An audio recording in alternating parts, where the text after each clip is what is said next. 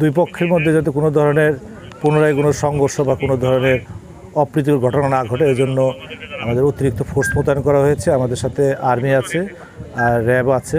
সবাই আমরা যৌথ মহড়ার মাধ্যমে লোকজনকে সতর্ক করব যাতে কোনো ধরনের আইন শৃঙ্খলার অবনতি ঘটে এই ধরনের ঘটনা থেকে যাতে বিরত থাকে এবং সকলকে শান্তিপূর্ণ অবস্থানে থাকার জন্য অনুরোধ করা হচ্ছে। এবং পাশাপাশি প্রশাসনের পক্ষ থেকে 144 ধারা জারি করা হয়েছে। 4 জনের বেশি লোক একসাথে ঘোরাফেরা করার জন্য নিষেধ করা হয়েছে।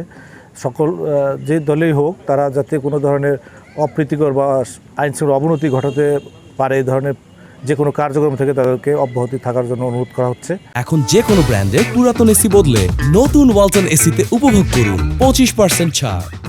আমরা চাই শান্তি শৃঙ্খলাভাবে সকলে সহাবস্থান থেকে যার যার কর্মসূচি পালন করবে, কিন্তু যদি কোনো ধরনের অবনতি ঘটে আমরা অবশ্যই আমাদের আইনগত যেটা করার প্রয়োজন সেটা আমরা ব্যবস্থা নিব।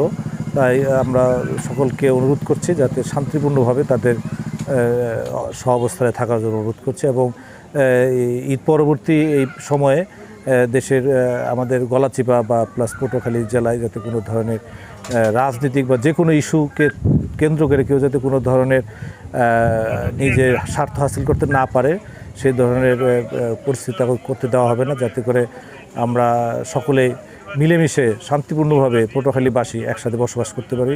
সেই ব্যবস্থা করার জন্য আমরা সকলে মিলে কাজ করছি।